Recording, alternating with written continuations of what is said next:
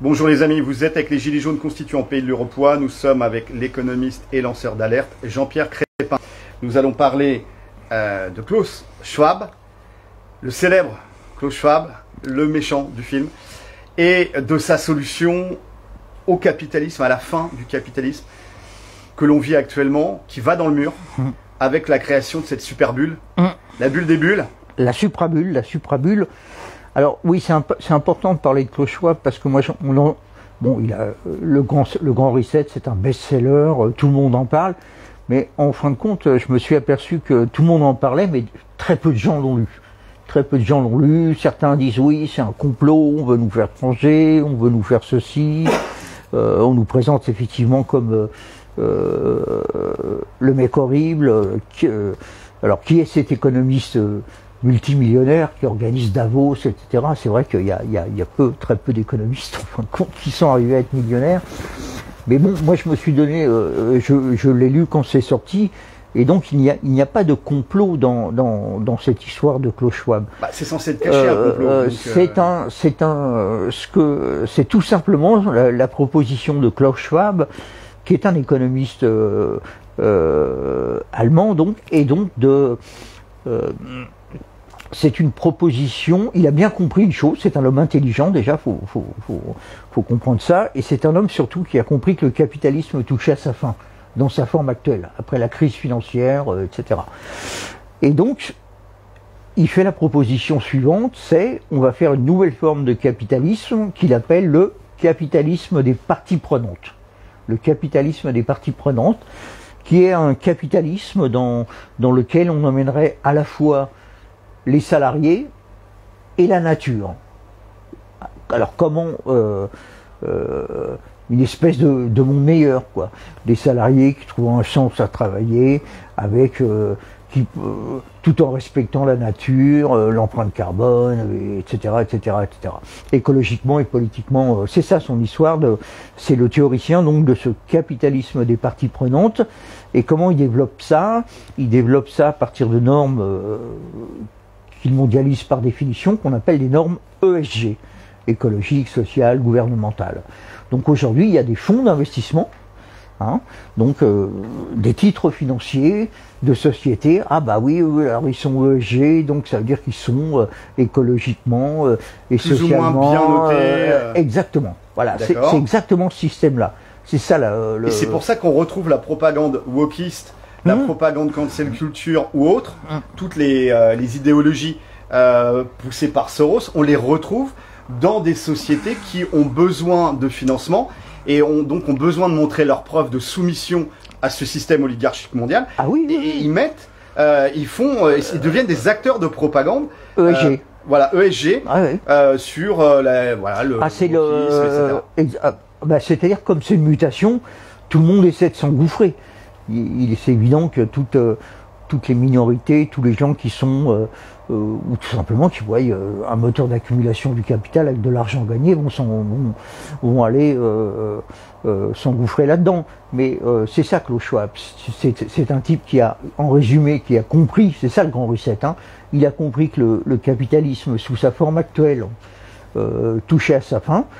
Et il a inventé un nouveau pipota, on va dire, parce que tout ça n'est finalement que du marketing, adossé à de la finance quand même, avec ses normes écologiques, sociales, gouvernementales, et on en revient toujours un peu à cette histoire de note sociale et de soumission à l'écologiquement, politiquement compatible avec le transhumanisme aussi, il y a aussi le transhumanisme. Oui. Alors ça, le transhumanisme, si tu veux, ça c'est la religion de la Silicon Valley, c'est une religion en fait. C'est là que il y a tous les milliards, l'université de la singularité, c'est là qu'il y a tous les milliards de Google. Le patron de Google, Kurt Weill, est le pape du transhumanisme. Mais tous les gens d'Apple, enfin dans le transhumanisme, ce qui est important, c'est le cerveau. Donc le corps, on s'en fout, puisque de toute façon, comme on garde ton cerveau, après, on peut changer ton corps. Et donc le genre pour un transhumaniste, le genre, on s'en fout. Tu peux être un coup un homme, un coup une femme. Et je dirais, c'est mieux si tu changes le sexe dans dans ta vie, parce que comme ça on peut te vendre deux fois les choses, une fois en tant qu'homme, une fois en tant que femme. Donc c'est deux garde-robes. Exactement. Donc c'est vraiment l'idéal. Est-ce que c'est un nouveau moteur d'accumulation du capital? Le transhumanisme, le norme ESG. Bah, les normes ESG. Ah oui. Ah mais c'est la seule chose qui peut nous sauver de. C'est ça d'ailleurs le discours de Schwab. Hein. C'est la seule chose qui peut finalement nous éviter l'effondrement. L'effondrement parce que en continuant à accumuler du capital sur le dos des gars et des nanas qui n'arrivent pas à finir le mois et qui sont dans le rouge le 10 du mois. Mais oui, parce que encore une fois, parce qu'ils font des travaux, ils occupent des places qui ne sont pas valorisées par le capital. Donc ils ne seront jamais augmentés, c'est mort pour eux. C'est des métiers ancestraux, ça. C'est des métiers qui ne... c'est pour ça qu'ils ne trouvent plus de personnes pour les faire, si ce n'est peut-être qui sera peut-être couvert dans la restauration par une nouvelle immigration, mais il n'y a plus aucun intérêt à faire ces métiers-là. Si ce n'est rester crevard toute sa vie et louer des choses toute sa vie, puisque tu n'auras plus rien et tu seras heureux. Oui. Enfin, c'est comme la sobriété énergétique. Si tu veux, la sobriété heureuse, c'est un concept de bobo. C'est un concept de gens qui ont tout et sont volontairement sobres. Mais quand t'es pauvre, tu n'es pas sobre. Tu es pauvre. C'est pas tout à fait la même chose.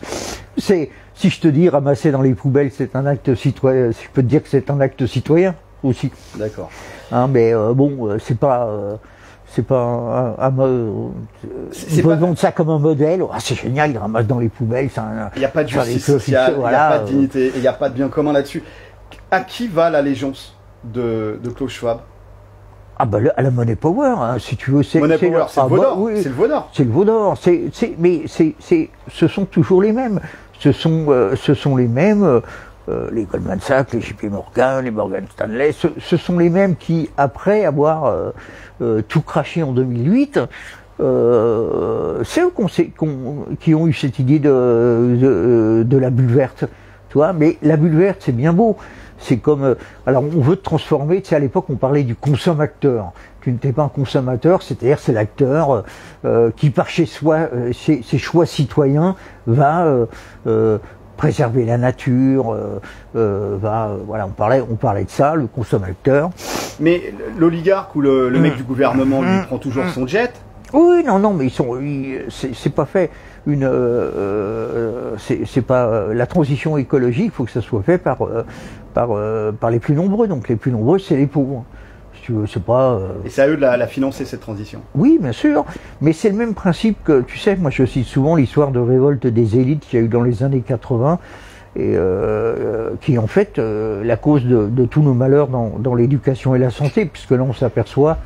Bon, l'éducation est à bout de souffle, la santé est à bout de souffle, et c'est très étonnant. Il y a une explication qui est pourtant très simple. C'est une explication qui a été mise en lumière par l'historien Christopher Lasch dans un livre culte d'ailleurs, qui s'appelle La révolte des élites. Dans les années 80, les élites mondialisées, n'en voyant plus leurs fils dans les écoles publiques, mais dans les trucs privés, et se faisant soigner dans des hôpitaux privés, certainement pas des hôpitaux publics, on dit, bon, bah, les deux budgets les plus importants, nation par nation, c'est l'éducation et la santé. Nous, on ne veut plus financer ça, puisque c'est pas là qu'on envoie notre progéniture. Donc pour la santé, comme ils avaient quand même un souci de reproduction, bah, ils se sont dit on va quand même investir par contre massivement dans les biotechnologies. Donc les biotechnologies principalement en faisant attention de ne pas investir, de développer les biotechnologies chez eux. C'est-à-dire qu'ils les ont fait en Inde, en Chine, dans des pays où on n'était pas très regardant. En Ukraine aussi peut-être. En Ukraine massivement. C'est le fils Biden ça qui a installé tout ça. C'est le fils Biden, il est actionnaire de tous les conglomérats ukrainiens de biotechnologie. Hein. Le fils Biden, il est aussi, c'est lui qui est aussi le principal actionnaire d'ailleurs de tout ce qui permet de transporter le gaz en Chine, en machin. C'est sa société qui fait ça. Enfin bon, ils servent tous au passage de toute façon. Et donc, bah, c'est là que ça vient le Covid, le fameux laboratoire Wuhan, les trucs en Inde, toutes ces maladies, la variole du... Ça, moi, j'ai jamais cru que ça venait du pangolin qui l'a transmis au bison, qui l'a transmis à l'homme. Hein. Là, on combat un virus dont on ne connaît pas l'origine, mais pour moi, c'est une conséquence directe des investissements qui ont été faits dans les biotechnologies pour compenser le fait que les élites ne voulaient plus financer ni l'éducation ni la santé. Et ça, c'est depuis les années 80. Si tu regardes bien, les budgets n'ont cessé de diminuer. Voilà. Merci pour ce retour sur Klaus Schwab et sur son bouquin. Oui. Force et honneur, on lâche rien les amis.